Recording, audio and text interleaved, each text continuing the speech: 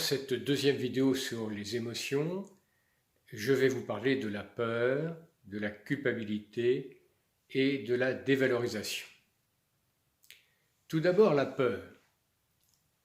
La peur est une extrapolation dans le futur avec souvent une exagération du problème. La peur peut être tout à fait utile et servir de moteur dans certains cas, ou de nous éviter de faire une action dangereuse. Par contre, elle peut être déstabilisante, voire paralysante. Il y a beaucoup d'émotions qui sont apparentées à la peur. Je pense à l'inquiétude, l'anxiété, voire l'angoisse, la terreur, et bien d'autres émotions encore. Il y a beaucoup de types de peur. Celle qui est le plus souvent rencontrée est la peur de la mort. Ensuite vient la peur des serpents, des araignées, la peur du vide, la peur de la foule, la peur de l'orage et bien d'autres encore. Je pense à la peur d'avoir peur, par exemple la peur du vendredi 13 aussi. Les peurs, quand elles deviennent pathologiques, sont des phobies, voire les TOC ou troubles obsessionnels compulsifs. Une petite citation sur la peur. Seuls les cailloux ignorent la peur, de Madame Rose.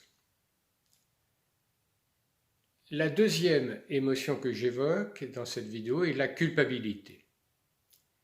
La culpabilité est une extrapolation dans le passé avec souvent une exagération du problème qui était advenu.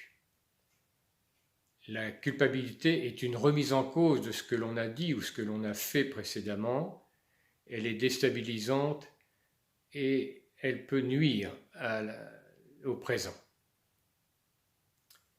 Il y a des émotions qui se rapprochent de la culpabilité telles que le remords, le regret, le ressentiment.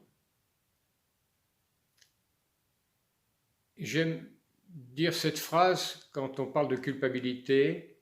Le soir, en fin de journée, il faut se dire non pas j'aurais dû faire, j'aurais pu faire, j'aurais aimé faire, mais j'ai fait, sans rien remettre en cause.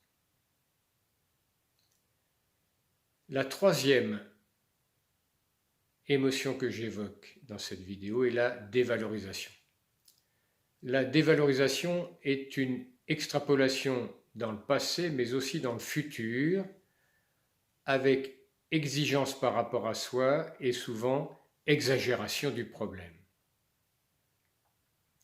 Si vous pensez « je suis nul, je ne vaux rien, je n'arriverai jamais à rien, je suis une mauvaise mère, un mauvais père, une mauvaise sœur, un mauvais frère », dans la famille, tout le monde va à l'échec. Je ne peux rien faire sans que ça aille à l'échec. Toutes ces réflexions, toutes ces pensées qui viennent sont des pensées de dévalorisation. Souvent, c'est dans l'enfance qu'on a pu entendre ce genre de termes. Tu es nul, tu ne vaux rien, tu ne feras jamais rien de ta vie. Et tout ça dénote un manque d'estime de soi, un manque de confiance en soi, un manque de connaissance de soi et un manque d'affirmation de soi. C'est une émotion très déstabilisante qu'il faut traiter avec patience car elle est très dure à remettre en cause. Une citation de Arnaud Desjardins sur la dévalorisation. Il n'est pas nécessaire de se dévaloriser, les autres font très bien ce travail pour vous. Je vais évoquer dans la vidéo suivante pourquoi il est utile, voire nécessaire, de gérer ses émotions. Les 5 émotions que nous avons vues précédemment, c'est-à-dire la colère, la peur, la tristesse, la culpabilité et la dévalorisation. Donc je vous donne rendez-vous à bientôt et au revoir.